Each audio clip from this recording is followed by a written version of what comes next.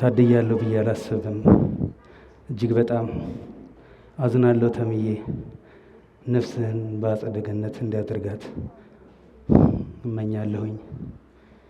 በእርግጥ በህይወት ዘመንህ በተለይ በስተመጨረሻው አካባቢ ምንም የቀረህ ነገር የለም። እኛ ክርስቲያኖች እንደ ክርስቲያንነታችን የምንመኘውን ነገር ነው ፈጽመህ የሄድከው። ምንም አልልም ስለ ተሙ። ብዙ ነገሮችን ሰርተናል፣ ብዙ ቦታዎች። ትልቁን ነገር ግን ለእኔ ያደረገው እኔ እዚህ ጋር ማውን መናገር የምፈልገው ለብዙ ወጣቶች ተምሳሌት ነበረ። እግዚአብሔር ለምን አደረግክ አይባልም፣ ሁሉም ምክንያት አለው እና ተሙ ያ ሁሉ ህመም አይገባውም ነበር። እኔን ወደ እግዚአብሔር ደጅ ወሰደኝ እሱ ነበር። ኦርቶዶክስ በሆንም ሰማዕቱ ጋር ይዞኝ ሄደው እሱ ነበር። ተሙ ይዞኝ ሲሄድ ምክሮቹ፣ ሁሉ ነገሩ፣ እያንዳንዱ ነገር ተምዬ ነፍስህን በገነት ያኑረው። ለብዙ ወጣቶች ተምሳሌት ነው። ለብዙዎች መድኃኒት ሆኗል። ለብዙዎች ደርሷል። ብዙዎችን አሳክሟል። እየደከመው እያመመው ተው እያልነው ፀሐይ ለፀሐይ እየተንከራተተ ተሙ ያሳዝነኛል። እኔ ጌታ ወንድሜ ነፍሱ በገነት ትረፍ። ትልቅ ስራ ሰርቶ ነው ያለፈው። ከሱ ብዙ ነገር መማር አለብን። ህመሙን ችሎ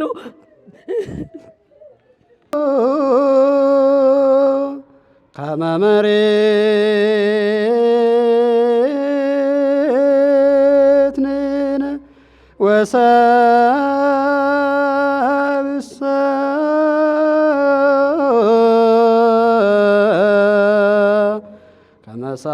ከመሳይር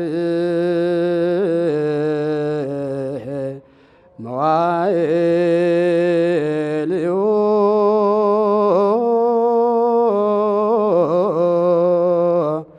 ወከመ ጽጌ ገዳም ከማሆ ይፈሪ። ጓደኛው ደግሞ የሰርጋችን ቀን ይደርሳል እያለች እየጠበቀች የነበረች ጓደኛው አለች። እህታችን ስምረት።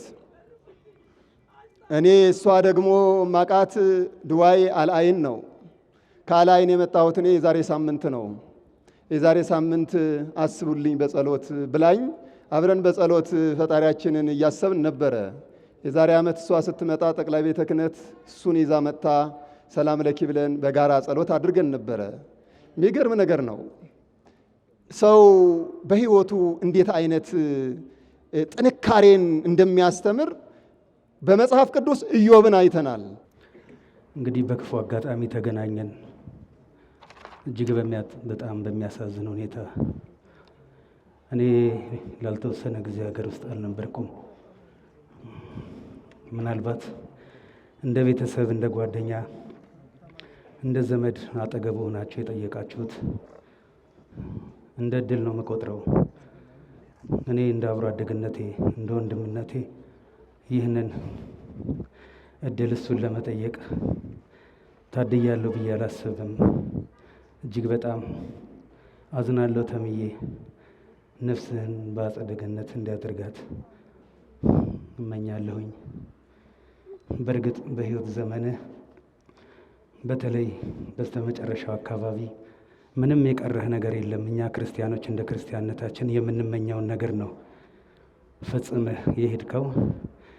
እኛም ሁላችንም እንደ ክርስቲያንነታችን ያንተን ፈለግ መከተል ይገባናል ብዬ ነው ማስተላለፍ የምፈልገው። ነፍስህን በአጸደ ገነት ያድርጋት። ለእናንተ መጽናናትን እመኛለሁ። ነገር ግን ሁለት ነገሮች ላይ አተኩሬ አወራለሁ።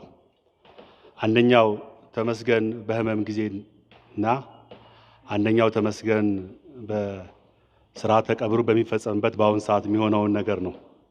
ከተመስገን ጋር ሁለት ቀጠሮች ይዘን ነበረ።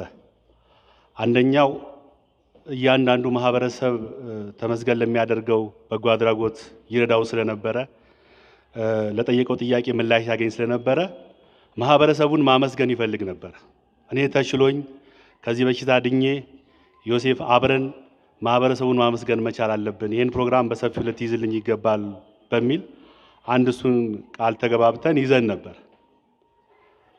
ሁለተኛው ደግሞ መቼም ቅድም እንደሰማችሁት ተመስገን 28 ዓመት በዛኛው ህይወቱ ሲኖር በተለያዩ ማህበራዊ ሚዲያ ላይ የተናገረው በተለይ በሰፊ ሾው ላይ የተናገረው 28 ዓመት ሙሉ እናቱ ማታ ማታ በር ላይ ቆመው ይጠብቁት ነበር። እናቴን አስቸግሬያለሁ ብሎ ነበር የሚናገረው። ነገር ግን አሁን ድኛ ያለውና እናቴን ማመስገን እፈልጋለሁ ይል ነበር። ለእናቴ ምስጋና የሚሆነው ደግሞ ትዳር ሲይዝ ነው። ስለዚህ ትዳሬንም መያዝ መቻል አለብኝ ይለኝ ነበር። እነዚህ ሁለት ቀጠሮች ነበሩን። እንደ ሰውኛ አንዳንድ ጊዜ ለምንድነው እግዚአብሔር ይሄ ልጅ ከዛ ህይወት ወጥቶ በቤተ ክርስቲያን ህይወት ውስጥ ገብቶ እግዚአብሔር አንተ የምትፈልገው ነገር እያደረገ በዚህ ደረጃ ለምንድነው እዚህ ቦታ የምታቆመኝ ይላል። ግን እግዚአብሔር አይሳሳትም። እግዚአብሔር ስለማይሳሳት ነው። በከተማችን ላይ ውሾች እየተወገሩ እንደሆነ እናውቃለን። እሱ ግን ውሻ የተረፈች ብሎ እግዚአብሔርን አመስግኖ በሶሻል ሚዲያ በድረ ገጹ ላይ አስቀምጦ በነጋታው ነው እሱ ወደ እግዚአብሔር የተጠራውና እንኳን ለሰው ለውሻ የሚያዝን ወንድማችን ነው። ነፍሱን ይማርልን። እህታችን ለመጠመቅ ስትመጣ የተመስገን ፎቶ ይዛ ነበር የምትጠመቀው። የተመስገን ፎቶ ይዛ ወንድሜም አብሮ ይጠመቅ በረከቱ ይድረሰው እምነት አያችሁ። ይሄ ብዙ ቦታ ላይ መሰክራለሁ እኔ ወንድሜ። ከዛ በኋላ እሷ ከተጠመቀች በኋላ ተነስቶ ወደ እንጦጦ ሄደ። እሷ እዛ ተጠመቀች፣ እሱ ደግሞ ተነስቶ ወደ እንጦጦ ከነበረበት ስፍራ ተነስቶ ወደ ቅድስና ስፍራ ተጓዘ። የአማኞች ሕይወት እንዲህ ባለ መንገድ ሰውን ይቀይራል፣ የሰውን ልብ ይለውጣል። የወንድማችንን የልጃችንን የሀብተ ማርያምን ነፍስ ሀገረ ሕይወትን መንግስተ ሰማያትን መካነ ዕረፍትን ያድልልን፣ ከማኅበረ ጻድቃን ይደምርልን። መንፈሳዊ ትግል ከጀመረ 8 ዓመት ሆኖታል። ከልጅነቱ ጀምሮ ነው መንፈሳዊ ትግሉንም የጀመረው። ግን በመሃል ዓለምን እንደምታውቁት ተሜ ብዙ የሰራቸው ስራዎች በጎ ስራዎች አሉ። እሱ ግን ያንን እርግፍ አድርጎ በመተው በገዳማት በአድባራት በደቡብ ኦሞ በአጠቃላይ በምዕራብ ጎንደር ጠረፍ ለጠረፍ በኬንያ በሱዳን ጠረፍ በመሄድ አስታዋሽ ያጡትን አብያተ ክርስቲያናት እንዲከፈቱ ከወንድሞች እያስተባበረ ጧፍ ዕጣን መቀደሻ እንዳያጡ ሲያደርግ የነበረ ወንድማችን ነው።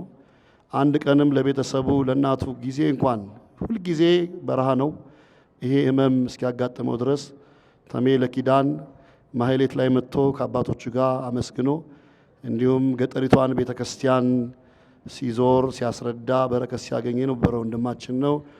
ከዛ ውስጥ 2 ወንድሞች አሉ። ታዴን ማያቅ የለም። ከሱ ጋር አንድ ወንድማችን በረሃ ለበረሃ ከሚሄደው እሱ አንድ ነው። ቀጥሎ ወንድማችን አርቲስት ድምፃዊ ሚሊዮን አንደኛው ወንድሙ እሱ ነው። ሁልጊዜ ተሜን ካያችሁት ወይ ከታዴና ከሚሊዮን ጋር ታጡትምና አቶ ሚሊዮን ደርባባው ቀጣይ ምስክርነት ይሰጣሉ። ተሜ እንግዲህ ብዙ ነገር ስለሱ ማውራት ይቻላል። የእናንተን ጊዜ ላለመግደል ነው። እርግጥ በጣም በሚያሳዝን ሁኔታ ዛሬ ከተመስገን ጋር ቀጠሮ ነበረን። እኛ ያንን ቀጠሮ ብለን የመጣ ነው። ተሜ እስካሁን ድረስ ሌላ ካልተነገረለት ጽዮን ማርያም የምትባል ቤተክርስቲያን አለች፣ እዛ ልንሄድ ተቀጣጥረን ነበር ዛሬ እና በአንድ ሌሊት ከ300 ሺህ ብር በላይ ሰብስቦ ያቺን ቤተክርስቲያን አሰርቷት አሁን ደግሞ ለመንገዷ ጉዳይ ከአስተዳዳሪው ጋር ሄደን ተነጋግረን አንዳንድ ነገሮችን መስራት አለብን ብሎ ዛሬ ቀጥሮን ነበረ። እኛም ማርያም ልንሄድ ነበር እንደኛ ሀሳብ። የእግዚአብሔር መልካም ፍቃድ ሆነ፣ እመቤታችን ፍቃድ ሆኖ ዛሬ ተሜን እየሸኘ ነው እንገኛለን። ስለዚህ በጣም እንግዲህ ተሜ በጣም መካሪ ነበረ፣ ደጋፊ ወንድሜ ነው። በሀሳብም በኢኮኖሚም ያግዘኝ የነበረ ወንድሜ ነው። ለእኛም ጭምር ነው ያጎደለብንና እንግዲህ ሁላችንንም መጽናናት ይስጠን። በዚህ አጋጣሚ ግን እንደ ተሜ ሆኜ እዚህ ጋር ላመሰግን የምፈልጋቸው ሰዎች በመጀመሪያ ከመጀመሪያ ጀምሮ ከህመሙ በፊት ከጎኑ ሳይለይ ሙሉ ለሙሉ ሲደግፉ የነበረ አቶ ዮሴፍ ተስፋዬን ከልብ አመሰግናለሁኝ። እንዲሁም ሰይፉ ፋንታሁንን ከልብ አመሰግናለሁ። ኦልዲስ ግሩፕ የኳስ ሜዳና አካባቢው የቡና ደጋፊዎች ማህበር ወይም እድር፣ የኳስ ሜዳ ማምሻ እድር፣ ቅን ልቦችን እንዲሁ ከመጀመሪያ እስከ መጨረሻ አብሮት ሲያስታምም የነበረ የእናቱ ልጅ ወንድሙ ሙሉጌታን ታዴን ከልብ ማመስገን እፈልጋለሁኝ። የምናገረው ብዙ ነገሮች ነበሩ፣ ግን እናንተንም ጊዜ ላለመሻማት እግዚአብሔር ይስጥልን። በዚህ ስፍራ የተገኛችሁ ተሜን የምትሸኙ በአጠቃላይ አካባቢያችን ሰዎች እግዚአብሔር ብድራችሁን እግዚአብሔር ይክፈላችሁ። ከልብ አመሰግናለሁ። ድምፃዊ ሚሊዮንን እጅግ አድርገን እናመሰግናለን። ያው ሰዓት ለመቆጠብ ያክል ነው። የመጨረሻውን ምስክርነት ሰፋ አድርገው አርቲስት ብርሃኑ በርታ አካባቢያችን ጠቅላይ ቢሮ ካፈራቸው የጥበብ ሰዎች እዚህ ደብረመዊ ተወልደው ያደጉ ናቸው። አርቲስት ብርሃኑ በርታ ስለ ወንድማችን ጋዜጠኛ ተመስገን ባዲሶ የሚያውቁትን ያሳለፉትን ምስክርነት ይሰጣሉ። እሺ፣ በጣም ያሳዝናል። ትንሽ ስለ ተመስገን ባዲሶ ምስክርነት ስሰጥ ውስጤ በሐዘን ስሜት ቢሆንም መልካም ሰርቶ ማለፍ ተሜ ለሁላችንም አስተምሮ ያለፈ መሆኑን አስቀድሜ እናገራለሁ። ተመስገን ባዲሶን ከወጣትነት ጀምሮ ከገነሜ ሰፈር ኳስ ሜዳን አቋርጦ ጉለሌን አካሎ ዝናው ከስነ ጽሑፍ ጀምሮ እስከ ብቁ ጋዜጠኝነት ከመሆኑም በላይ የቃላት አጠቃቀሙና ሐሳብን አስፍቶ የመጻፍ የመተንተን ችሎታውና ድንገተኛው ወዲያው የሚገጥማቸው ግጥሙ በአጫጭር ስነ ጽሑፎቹ በተጨማሪ በመንፈሳዊ ሕይወቱና በየገዳማቱ በየቤተ ክርስቲያኑ በበጎነት ይበልጡኑ ጊዜውን ያደረገበት የኖረበት አካባቢ ብቻ ሳይሆን በሀገሪቱ ከጠረፍ እስከ ጠረፍ መንፈሳዊ ሕይወቱን በገዳማቶችና በመናኩስታት ለማበረታታት በመርዳት የፈጸማቸው የበጎነት ጥግ በመሆኑ አልፎ በአካባቢው ያሉት እናቶችና አባቶችን የታመሙትን በመጠየቅ የተቸገሩትን በበጎነት በመርዳት እነሆ ሕመም ከጀመረው እንዲሁም ሕይወቱ እስካለፈች ጊዜ ድረስ መልካም አሳቢ ፈጽሞ ተወዳዳሪ የሌለው በጎ ሰው ተስፋ የማይቆርጥ ሰው በልቶ የሚጠግብ የማይመስለው ከፈጣሪ የተሰጠው ትልቅ በጎነቱ በዘመኔ ከማውቃቸው የኪነ ጥበብ ሰዎች ተሜ እንደታተረ እንደሰፋ እንደለፋ በሁላችንም ዘንድ የማይጠፋ የትውልድ አሻራውን ጥሎ ያለፈ ወንድም በመሆኑ ለኢትዮጵያ ሕዝብ በጎነቱ ለሚጎድልባቸው ለቤተሰቦቹ ለኳስ ሜዳ እንዲሁም ተሜን ለሚያውቁት በሞላ መጽናናቱን ይስጥልኝ እላለሁ። ተሜ ነፍስህን በገነት ያኖርልን። በትውልድ ሰፈሩ በሚገኘው ደጃዝማች ገነሜ ትምህርት ቤት በ1974 ዓ.ም የአንደኛ ክፍል ትምህርቱን ከተማሪዎች ሁሉ በአንደኛ ደረጃ በመውጣቱ ከአንደኛ ክፍል ወደ ሶስተኛ ክፍል ደብል በመምታት ከ1975 ዓመተ ምህረት የሶስተኛ ክፍል መማር ጀመረ። የጥበቡ ሰው ተመስገን ባዲሶ በ1975 ዓመተ ምህረት ገና የሶስተኛ ክፍል ተማሪ እንደነበረ ጥበብ ጓዟን ጠቅልላ ወደ ውስጡ በመግባት ግጥምና አጫጭር ልጅነትን የሚገልጽ ጽሑፍ በመጻፍ የሰንደቅ ዓላማ በሚሰቀልበት ቦታ በመቆም ለተማሪዎች ማንበብ ጀመረ። የጥበቡ ሰው ተመስገን ባዲሶ በ1975 ዓመተ ምህረት የሶስተኛ ክፍል ትምህርቱን በአንደኝነት በማጠናቀቁ በድጋቢ ደብል በመምታቱ ወደ አራተኛ ክፍል በመዝለል በ1976 ዓመተ ምህረት የአምስተኛ ክፍል ተማሪ ሆነ። የጥበቡ ሰው ተመስገን ባዲሶ በ1976 ዓመተ ምህረት የአምስተኛ ክፍል ተማሪ ሆኖ እንዳለ ነበር የሰፈር ጓደኞቹን በማሰባሰብ የፋሲካን በዓል ምክንያት በማድረግ በኢትዮጵያ ቴሌቪዥን የልጆች ክፍለ ጊዜ ላይ የዶሮ ሌባ የተሰኘ አስተማሪ አጭር ድራማ በመድረስና በማዘጋጀት እንዲሁም በመተወን ወደ ጥበቡ ዓለም እየሰመጠ ገባ። የጥበቡ ሰው ተመስገን ባዲሶ በ1980ዎቹ በወቅቱ ይታተሙ የነበሩ መጽሔትና ጋዜጦች ላይ አሻራውን በማስፈር ጀመረ። የጥበቡ ሰው ተመስገን ባዲሶ በ1985 ዓመተ ምህረት የመጀመሪያ ጽሑፉን የፍቅር ማህደር የሚባል ጋዜጣ ላይ አጫጭር የፍቅር ታሪኮችን ለጋዜጣው ክፍል በመላክ ለአንባቢው እንዲደርስ አደረገ። የጥበቡ ሰው ተመስገን ባዲሶ በወቅቱ በሚታተሙ መጽሔትና ጋዜጦች ላይ አሻራውን ካሳረፈባቸው በጥቂቶቹ ስንገልጽ ቃል ኪዳን መጽሔት፣ ሊብሮ ጋዜጣ፣ ጽጌሬዳ፣ ማክዳ፣ ኔሽን ጋዜጣ፣ ሆሊውድ፣ እንኮይ፣ ሩዝ የተባሉ መጽሔትና ጋዜጦች ላይ የተለያዩ አስተማሪና መጋቢ ምክሮችን ለአንባቢ አቅርበዋል። የጥበቡ ሰው ተመስገን ባዲሶ በ1985 ዓመተ ምህረት ላይ ጥበብን ለሰዎች ማጋራት ግድ ሆነበትና ከሰፈር ልጆቹ ከሲሳይ ኖርጋ፣ ከደነቀ ላቀው፣ ከመክቴ ጋሜ ጋር በመሆን የጥበብ ጮራ በሚል የቲያትርና የሙዚቃ ክበብ በማቋቋም የተለያዩ የሙዚቃና የቲያትር ፍላጎት ያላቸውን ወጣቶች በማሰባሰብ ለ2-3 ዓመታት በተለያዩ የቀበሌ አዳራሾች በትወናና በድምፃዊነት የሰራ ሲሆን በወቅቱ ያዥ ቀለበትሽን የሚል አሳዛኝ ቲያትር በዘሪሁን ተኮላ ተደርሶ በስዩም ወርቁ በተዘጋጀው ቲያትር ላይ የመሪ ተዋናይነት ገጸ ባህሪን በመጫወት በአዳራሽ ውስጥ የነበሩ ታዳሚዎችን በእንባ ያራጨ ገና በአፍላ ዕድሜው ነበረ። የጥበቡ ሰው ተመስገን ባዲሶ በ1997 ዓመተ ምህረት በድምፃዊ ታሪኩ በርታ ዲጄ በተሰኘው አልበሙ ላይ 3 ስራዎችን አበርክቷል። በዚሁ በአፍላ ዕድሜው በጥበቡ ብቻ አልነበረም አካባቢውን ማስጠራት የፈለገው የአካባቢው ጓደኞቹን በመሰባሰብ የብረት ዋንጫ ላይ በመሳተፍ ሙሳ የሚለውን ስያሜ የፈጠረበት አንድምታ በአካባቢው ብቸኛ ዳቦ መሸጫ ቤት ስለነበረ ነው። የጥበቡ ሰው ተመስገን ባዲሶ ሁሌም በሄደበት የማሸነፍ ብቃት የተሰጠውና በእግር ኳሱ ውድድር ሁሉንም ቡድኖች በማሸነፍ የሙሳ የእግር ኳስ ቡድን የዋንጫ ባለቤት ሆኗል። በወቅቱ ተሜ በእግር ኳስ ባሳየው ብቃት ፓውሎ ሮሲ የሚል የቅጥያ ስም ተሰጥቶት ነበር። የጥበቡ ሰው ተመስገን ባዲሶ ከ1999 እስከ 2002 ዓመተ ምህረት ድረስ ጉራማይሌ በሚለው በኢትዮጵያ ቴሌቪዥን ላይ በጋዜጠኝነት የሰራ ሲሆን ከ2005 እስከ 2007 ደግሞ ጉራማይሌ ቶክ ሾው ላይ በዩቲዩብ ላይ አስተማሪና አስቂኝ ፕሮግራሞችን ሲያቀርብ ነበር። የጥበቡ ሰው ተመስገን ባዲሶ ገና ከልጅነቱ ጀምሮ በውስጡ የነገሰውን የጥበብ ተሰጥኦ ጊዜው ወዳመጣው ወደ ፌስቡክ ቻናል በመውሰድ የተለያዩ ቁም ነገሮችን ሲመግበን ነበር።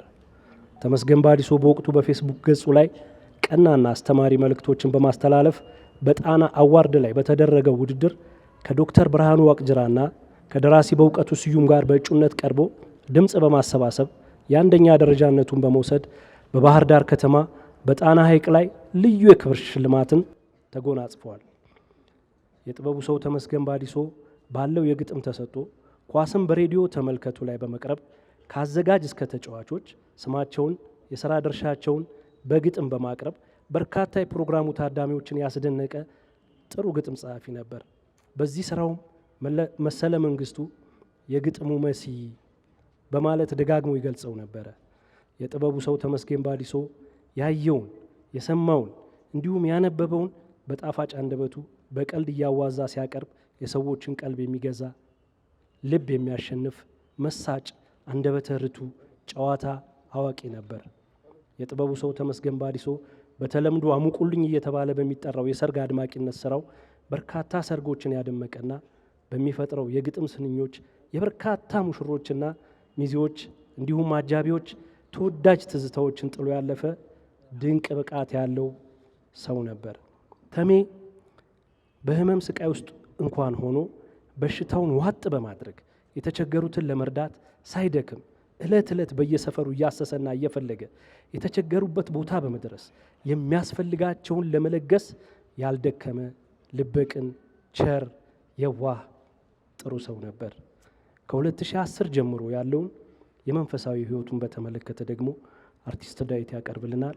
ወደ እሱ እንዲሄድ የጋዜጠኛና ደራሲ ተመስገን ባዲሶ የመንፈሳዊ ህይወት ካጭሩ በጥቂቱ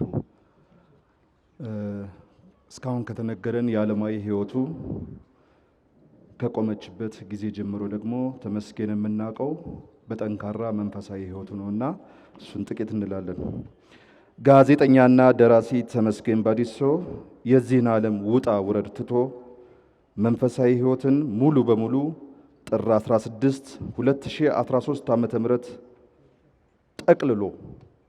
ጠቅልሎ በመግባት ወደ እንጦጦ ቅድስት ማርያም ቤተክርስቲያን በማምራት የተወሰነ ጊዜ ቆይቷል። ከዚያም በመቀጠል ወደ ተለያዩ ገዳማትና አድባራት መንፈሳዊ እንቅስቃሴዎችን ያደረገ ሲሆን በዚህም የተለያዩ የሃይማኖት መጻሕፍቶችን በማንበብ አባቶችን በመጠየቅ ሃይማኖቱን ጠንቅቆ ማወቅ ጀምሯል። ጋዜጠኛ ተመስገን ባዲሶ በሄደባቸው ገዳማትና አድባራት ሁሉ የራሱን መንፈሳዊ አሻራ በማስቀመጥ በረከትን ሲቀበል ኖሯል። ከነዚህም ውስጥ በጥቂቱ ብንጠቅሳቸው አንደኛ ሱዳን ጠረፍ ላይ የሚገኘውን የበርሜል ቅዱስ ጊዮርጊስን ቤተክርስቲያን የሚገኘውን ጠበል ለመጀመሪያ ጊዜ ለዓለም በማስተዋወቅ እና ከገዳሙ ከቤተ ጳውሊ የጉዞ ወኪል ጋር በመተባበር የሶላር መብራት በማስገጠም እና የተለያዩ ንዋያተ ቅድሳን በመለገስ በተደጋጋሚ በመጓዝ ትልቁን ሚና ተጫውቷል። ሁለተኛ በደቡብ ኦሞ ስር የሚገኙና ሕዝብ በብዛት በመንፈሳዊ ሕይወታቸው በማያውቃቸው እነ ሐመር፣ ሙርሲ፣ እነማይ፣ በና ጸማይ የመሳሰሉትን ማህበረሰቦች ጋር በመሄድ በተለይ በአብይ ጾም ውስጥ ቤተክርስቲያን እንዳይዘጋ ቅዳሴ እንዳይታጎል ከወዳጆቹ በማሰባሰብ በየዓመቱ ከ50 በላይ የሚጠጉ አድባራትና ገዳማትን ዕጣን፣ ጧፍ፣ ዘቢብ፣ ቅብአ ቅዱስ በመስጠት እንዲሁም ክርስትና ለሚነሱ ህብረተሰቦች ነጠላዎችና ማህተምን በመስጠት እስከ ኬንያ ጠረፍ ድረስ በመጓዝ መንፈሳዊ ሕይወትን አጠናክሯል። ሶስተኛ በዚሁ በአዲስ አበባ ውስጥ በፈረንሳይ አካባቢ የምትገኘውን ጽዮን ቅድስት ማርያም ቤተክርስቲያን በማሰራት ላይ ያለ ህመሙ ጸናበት። ጋዜጠኛ ተመስገን ባዲሶ ከመንፈሳዊ ሕይወቱ ጋር በተያያዘ ብዙ የተቸገሩ እናቶችና አባቶችን በአዲስ አበባ የሚገኙ በተለያዩ ቁሳቁስ ረድቶ ለነፍሳቸው ማረፊያ እንዲሆን ደግሞ የክርስቶስ ስጋውና ደሙን እንዲቀበሉ አድርጓል። እነዚህም መንፈሳዊ እንቅስቃሴ ባሻገር በ2017 ዓ.ም አንድ መኪና ሙሉ ተጓዦችን በመያዝ ወደ ግሸን ደብረ ከርቤ ቅድስት ማርያም ገዳም ከጓደኞቹ ጋር በማጓዝ ሙሉ መኪና ምእመናንን የቅዱስ ስጋና ክብር ደሙን እንዲቀበሉ አድርጓል። ተሜ በዚህ ብቻ አላበቃም። ለበጎ ስራዎቹ የሚቀድመው አልነበረም።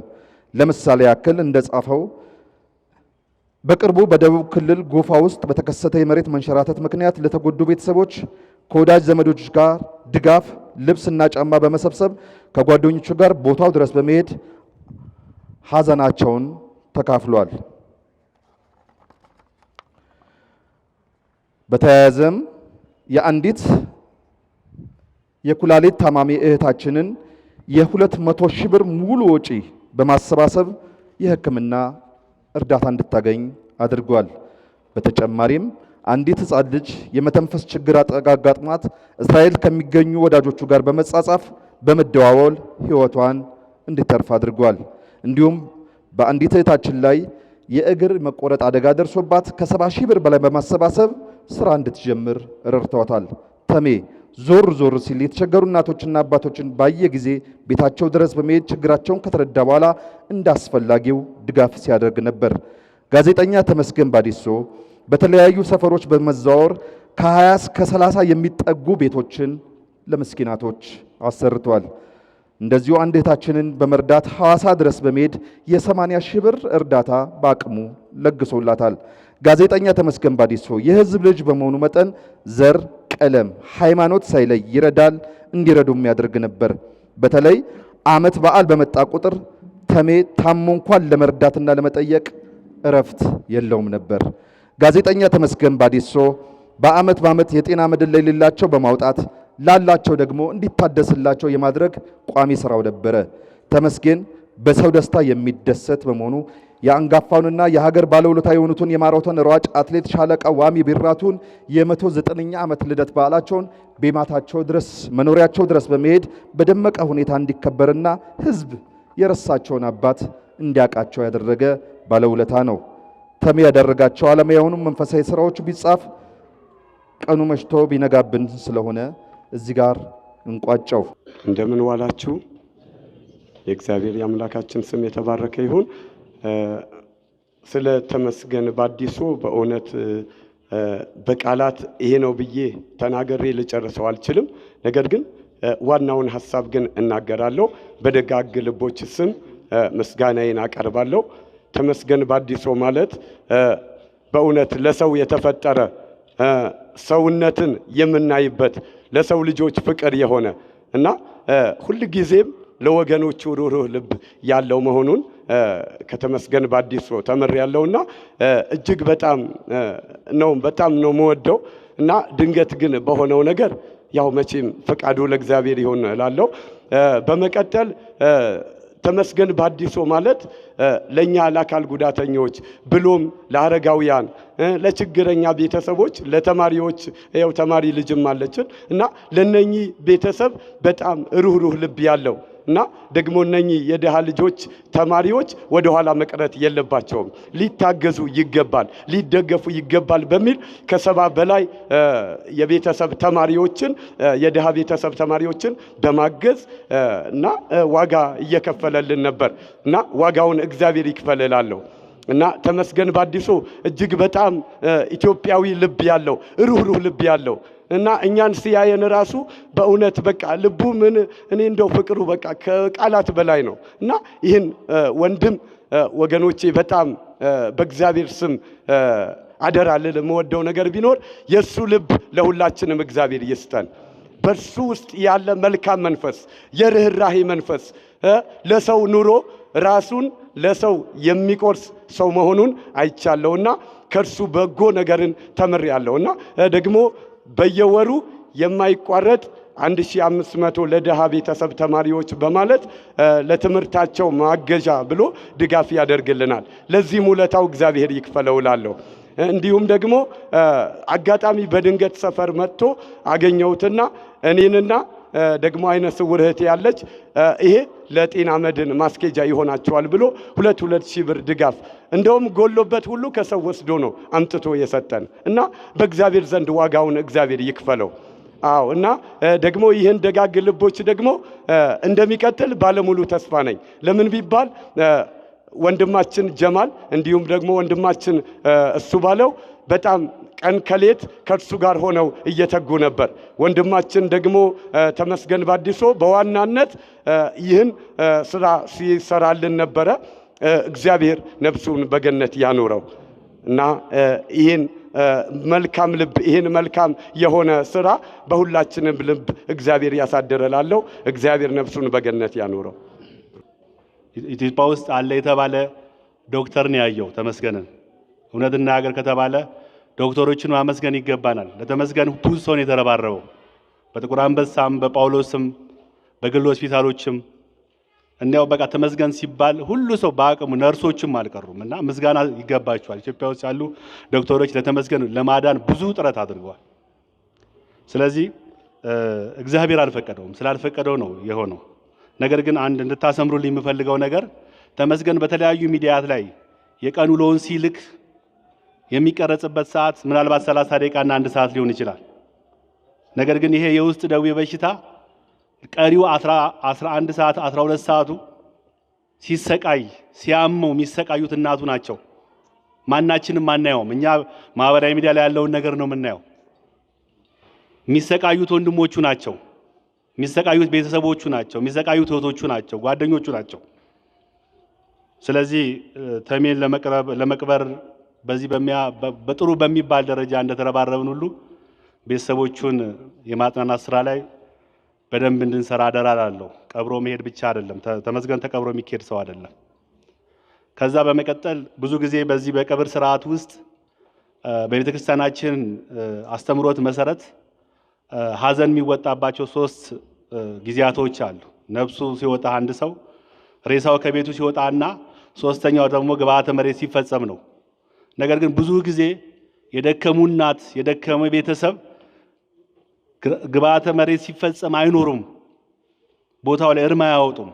ስለዚህ ቀብር አስፈጻሚዎች አደራ ምለው ቤተሰብ ቦታው ላይ ደርሶ እርሙን ማውጣት መቻል አለበት። አሯሩጠን መቅበር የለብንም። በደንብ ጠብቀን ነው መቅበር መቻል አለብን። ይሄ ደጋግመን በተለያየ ጊዜ ከሱ ጋር ምናወራበት ነበረ፣ ብዙ አይነት ነገሮች ስለሚያወራ አደራ ለማለት ፈልጋለሁ።